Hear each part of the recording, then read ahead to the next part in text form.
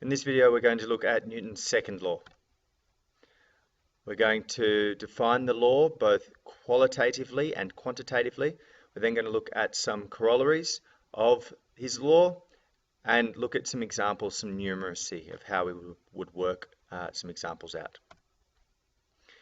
So Newton's second law states that the amount of force that's required to accelerate an object is proportional to the mass of the object. Okay, so the force is proportional to the mass and the acceleration. Or, if you want to put it in a formula, F equals ma, where force equals mass times acceleration. And we know that force is in the unit of newtons, mass in kilograms, and acceleration in meters per second per second.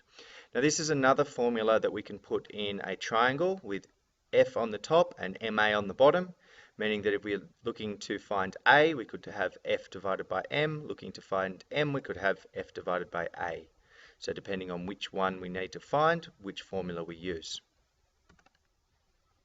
Some of the corollaries of this law, or the relationships that we can pull out based on this law, are the more force that you apply to an object, the faster it accelerates. So increasing force increases acceleration, providing mass stays the same. A heavier object, the more force that you need to accelerate it. So if the mass increases and the acceleration stays the same, then force will have to increase also. And if you apply more force to an object, the heavier it can be. So if you want to accelerate at a constant amount, the more force you apply, the more mass you can push. Okay, we're going to look at a couple of examples here. So we've got a strongman. He's pulling a plane that weighs 20,000 kilograms or 20 tons, and he's able to exert a force of 10,000 newtons. What would the acceleration of the plane be? So the first thing we need to do is work out what we know. So we know that the force is 10,000 newtons, and we know that the mass is 20,000 newtons. What we don't know is the acceleration. So we then need to work out which formula we're going to use. Now we're looking for acceleration, so we're going to use the formula force divided by mass. We now know that the force is 10,000 and the mass is 20,000, and we can work that out to find that the acceleration is 0.5 meters per second per second.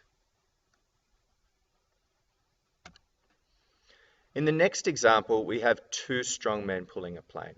The plane still weighs 20,000 kilograms, and they can exert a force of 10,000 newtons each.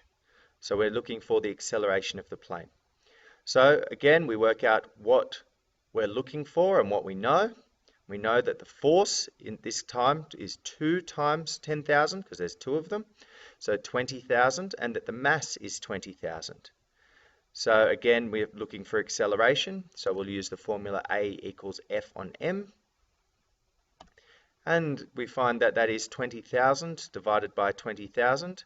So we know that the acceleration is 1 meter per second per second. So what we've seen here is that by doubling the amount of force placed on an object of a constant mass, the acceleration doubles. So in the first one we had 0.5 meters per second. This time we've got 1 meter per second.